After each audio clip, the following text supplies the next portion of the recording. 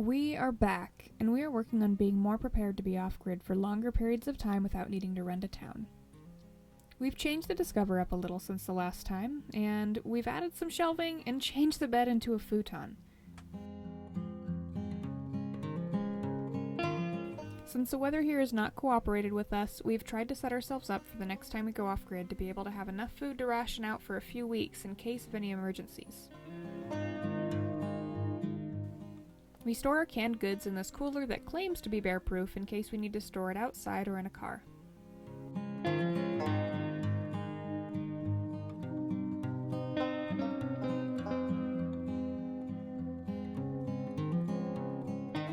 We've taken to buying meats that are on sale and packing them into freezer bags. Our freezer's tiny, but believe it or not, there are 28 total servings of frozen protein in here. That's 14 meals for the two of us. We purchase bulk goods and store them in these clear cereal containers on our spiffy new shelves. We keep multiple types of carbs, like rice, noodles,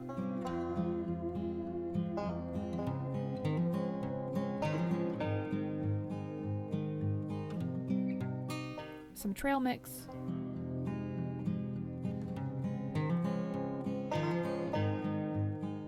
and dehydrated potatoes.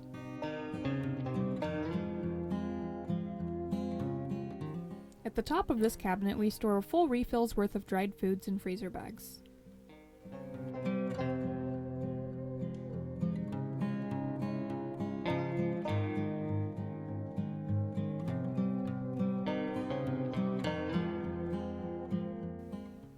We lost our entire shower system in a freeze a few months ago. We had drained it, but someone must have accidentally turned the pump on and refilled it. Every filter housing cracked, destroyed our UV bulb, and even busted the pipes in the water heater.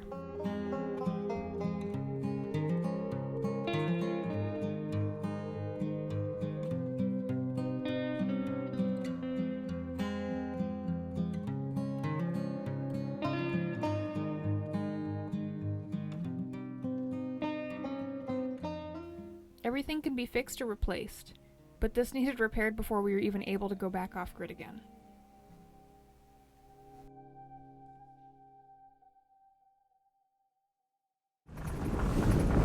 So we are out scouting once again for somewhere to go, and this might be our spot for a while for once, instead of going to go back to Taylor's mom's house to help her with the house, since that's all done now. So this is our actual, not trial run of going off-grid, but our actual off-grid indefinitely kind of thing. The weather here has been really, really bad in Northwest Oregon, so it's been hard to get out of the out of town and go anywhere, because anywhere where we can camp has been so snowed in that it's just not safe for us to tow our trailer with our two-wheel drive truck. So it's not so safe to tow it wouldn't be safe to tow our trailer with anything. And I know a lot of people would say, "Oh, we'll just do it," but sorry, we live in it, and we're not willing to take that risk. But I mean, here where we're going, there was five feet of snow a week and a half ago. There was a lot of snow, and now there's considerably less snow. There is still snow, and it's going to snow this weekend, so we're hoping that we can get up here today and sort it out. It's Thursday right now. Saturday it's set to snow. So if we can make it up by tomorrow, we will avoid the snow hindering our drive, and we'll be able to be parked. Because otherwise, this is just going to keep. This is one hell of a winter that we've been having, and it's really frustrating and discouraging to have to stay parked in a driveway because we literally just haven't been able to go anywhere. It snowed almost every weekend for, 2 or 3 months. Yeah. Since December. It's crazy. And it won't snow in town as bad as it does in the foothills where we're trying to go camp. And because I think the snow level's been at 1,000 feet for months now. That we have now, it's nothing compared to what it was. Once again, this road was plowed, so and there's a log. I mean, heck. Oh God, there's nowhere to go, and he's not gonna pull over. Dude, is he an idiot? Oh my God. my God. Dude, like, he could have pulled over up there. Wow. So they log out here, and we don't normally come out here on weekdays, and there's a lot of active logging right now, so. And the roads are very narrow. The roads are. And it's cliffside on either side of the road. So like. Yeah, there was nowhere to pull over. He definitely should have done something else. But, you know, log truck drivers, they got places to be right now.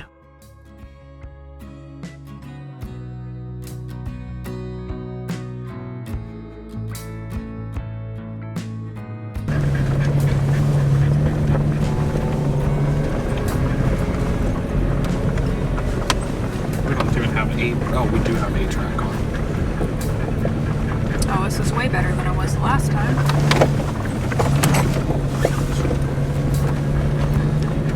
Try not to poop her pants.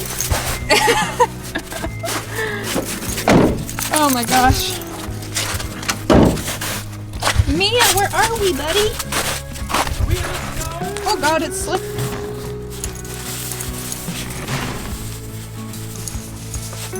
Oh, fudge!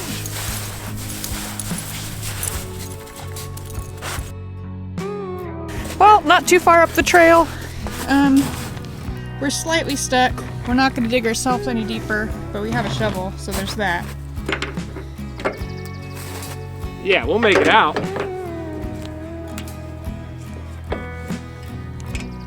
If we were in the Jeep, we have a winch, but.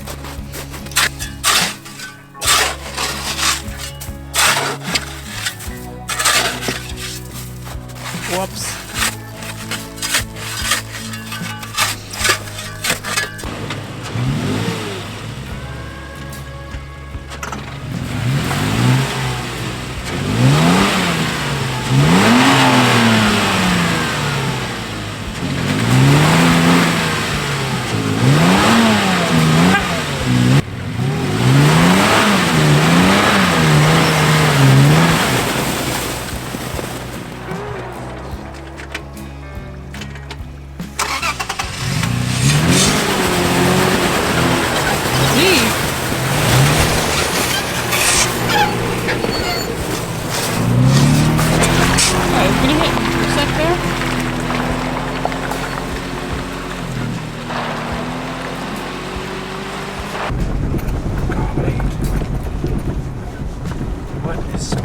Back up in here. No. I can get the trailer backed up to here, but.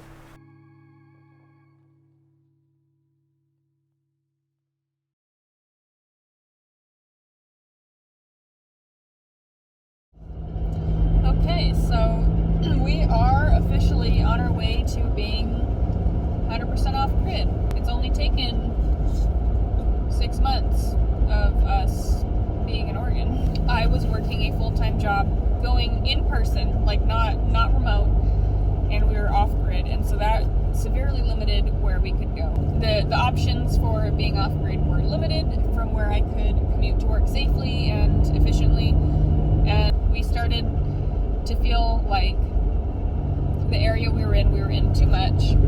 And then Taylor was at night having to drive into town to go help his mom with her house. So his mom's been remodeling her house. So we ended up talking about it and deciding that I was going to quit my job.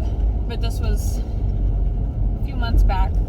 And we figured we'd go park at Taylor's mom's house and stay there for, you know, probably a good month or two. And we knew it would be an extended amount of time that we would be there and he could get her house done. And instead of having to commute to her to get the stuff done, he'd be right there and be able to work on it all day. A couple months of that, house is going a lot slower than we had planned. Everything he touched turned into a can of worms because it's an older house that was built in a very hurried fashion because it's in a housing development, and so everything has been put together with bubble gum and duct tape. So everything exploded, and it was just taking forever, and him being the only person, like, he couldn't, like, he had to wait to do certain things, like on the weekends when somebody was going to be home, where you'd have, like, a couple, you know, extra hands. So it just wasn't working out, and everything was taking much longer, and we start thinking about it, and it's like, you know what?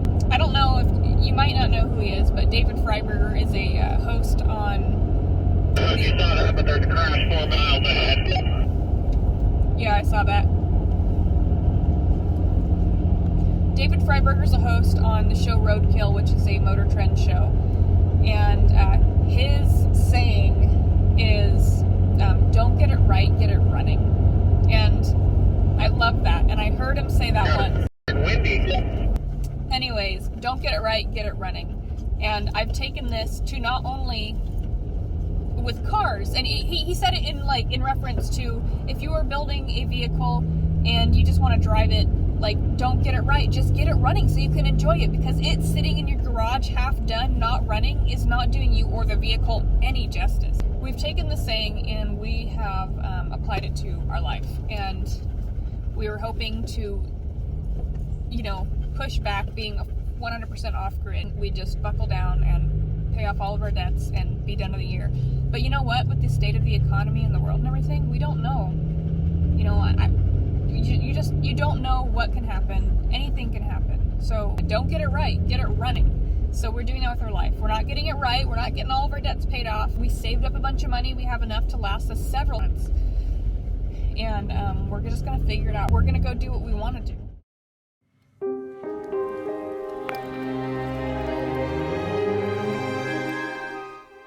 That evening, we made it to a little spot sitting around 2,000 feet in elevation.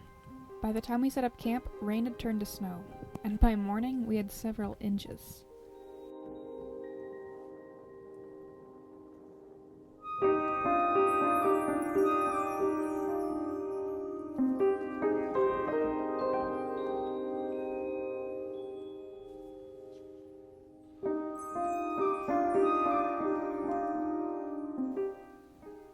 Our first order of business was to clear the snow from the solar panels so we could try and charge as much as possible in these cloudy conditions.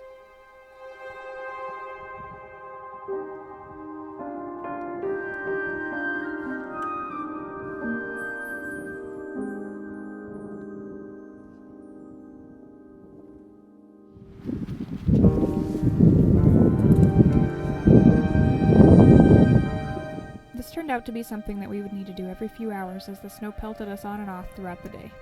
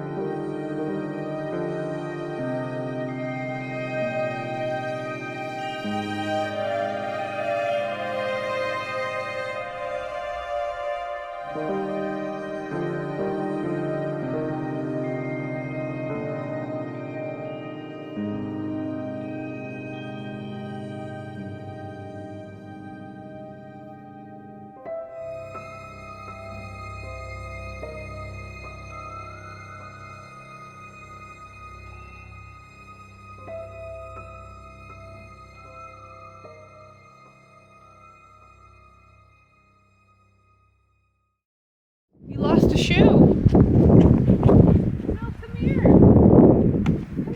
Put your shoe on, buddy.